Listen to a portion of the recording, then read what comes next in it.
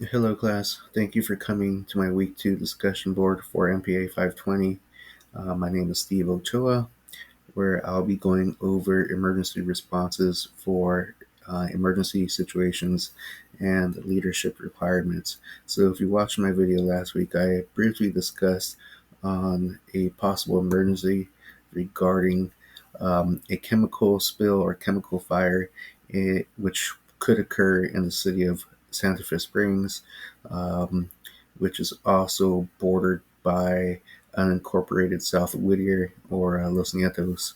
And the fear is that if there was a chemical spill or a chemical fire, it would cause major damage to the surrounding community and resulting in mass evacuations of the local population.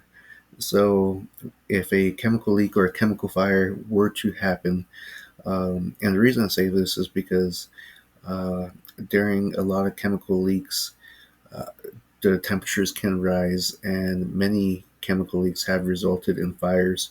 If you look at a situation that happened in Palestine, Ohio, this is exactly what happened, but this involved trains.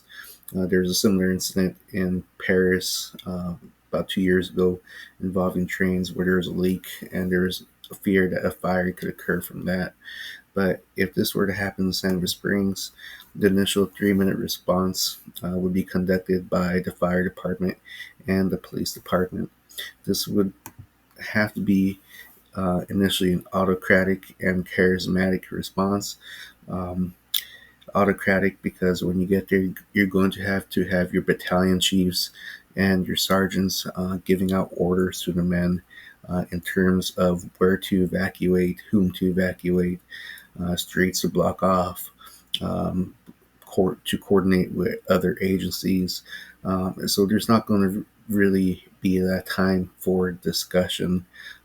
It's just going to have to be based on the experience of leadership and the personnel that have to follow that leadership without question.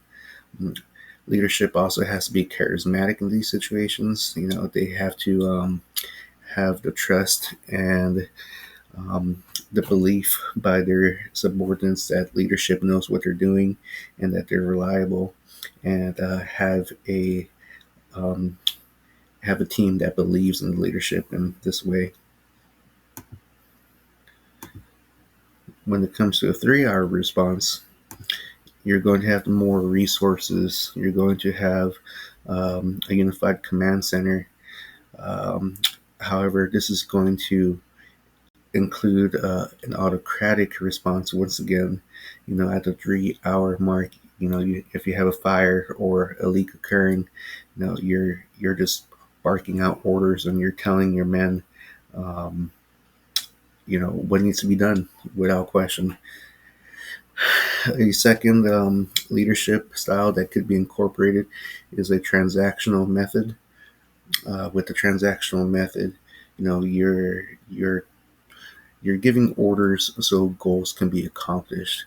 You know, um, that is a transaction right there. That in exchange for getting task A, B, and C done, you're telling your men what has to be done, and that's the transaction that is occurring right there. Time has passed, and we are now at the 3-day response time. By this time, you have multiple resources in the area. You might have, FEMA, the Red Cross, the fire department's still going to be there. The police department is going to be there. Uh, but you're going to have certain goals that are identified. If the leak isn't contained by them, that is going to be a goal. If people don't have housing, that is going to be a goal to get people into housing.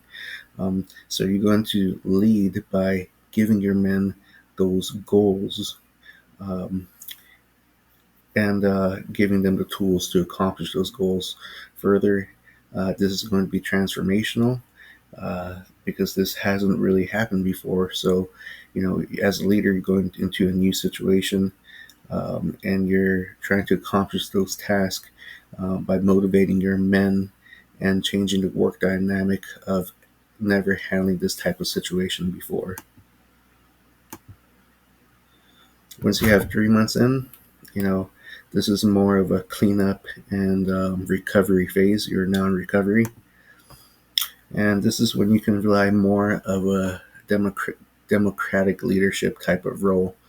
Um, that's when you have experts on the ground coming up with policies to make sure that this doesn't happen again. Uh, Housing experts that know how to get people into housing. Um, with the fire department, they might be doing scene mop-ups. So, with a democratic approach, you're getting your input from the troops on the ground, and based on that information, you're guiding them and you're making decisions based on the information that they're giving you in order to get these tasks accomplished. And lastly, from a situational leadership viewpoint, this isn't a this is a changing dynamic. You're constantly assessing the situation. You're constantly trying to see what resources need to be brought in. Who specializes in what task can certain organizations accomplish. So, you as a leader during a situational leadership approach, you're constantly making adjustments based on the situation. So, yeah, that concludes my leadership presentation and the methods that I believe a successful leader would need to tackle an incident such as this. So, thank you, and I hope you all have a good week.